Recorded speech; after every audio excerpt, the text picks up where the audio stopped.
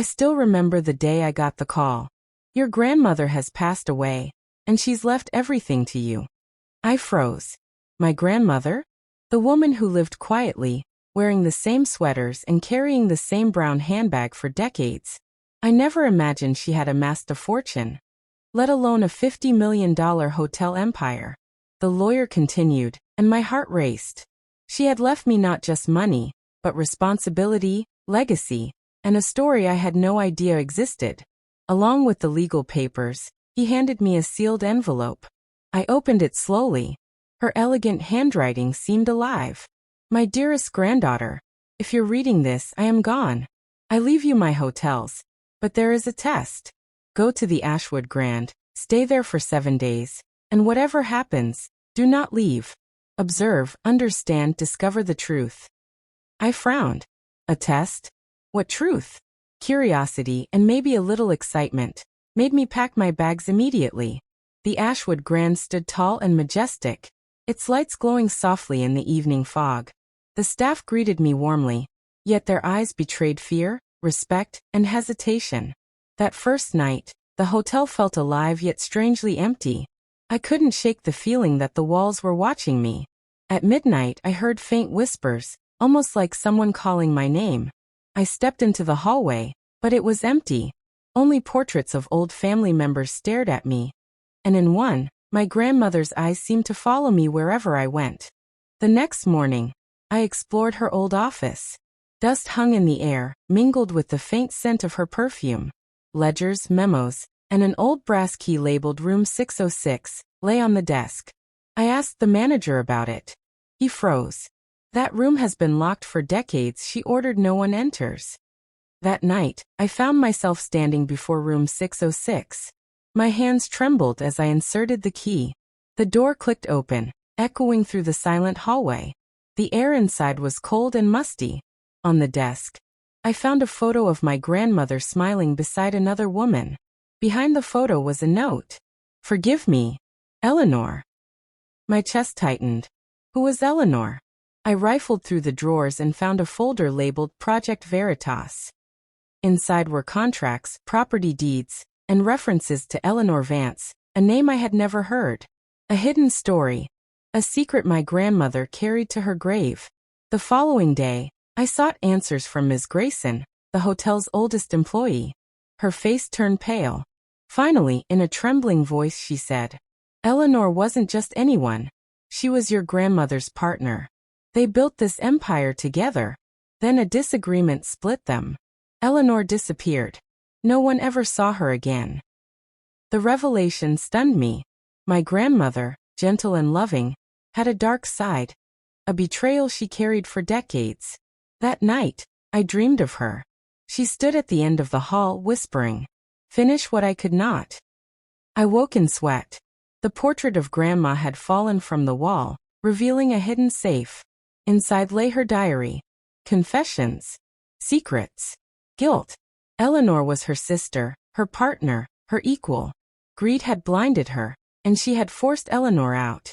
Reading those words, the hotel felt less like luxury and more like a mausoleum of regret.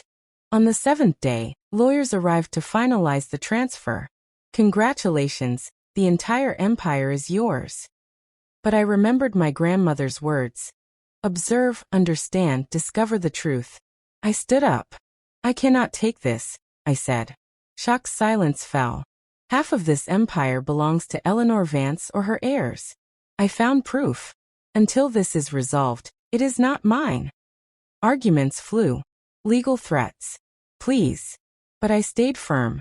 This wasn't about money anymore. Weeks later, I tracked down Eleanor's granddaughter. She lived in a modest apartment, juggling 2 jobs. When I revealed the truth, she cried. Together, we restored the hotels, renaming them the Veritas Heritage. The staff returned. Guests came back.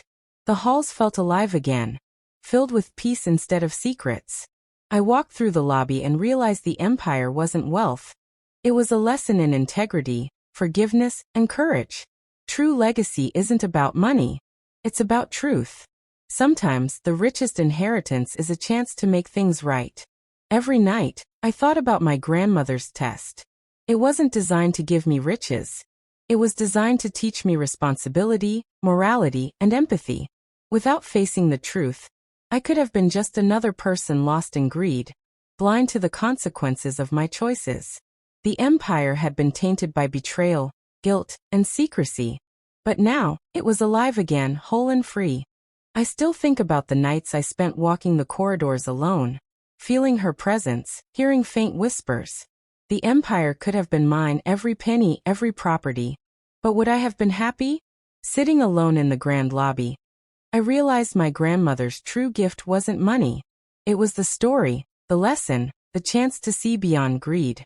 Every room, every chandelier, every guest interaction reminded me of Eleanor, of the betrayal. Restoring the empire wasn't just ownership, it was healing old wounds. We added a small plaque in room 606, in honor of Eleanor Vance, so her story would never be forgotten. The staff noticed the change first. Morale soared. They treated guests with renewed pride. The business grew not because of wealth, but because of the transparency and respect we built. People came not just for luxury, but for a story of redemption.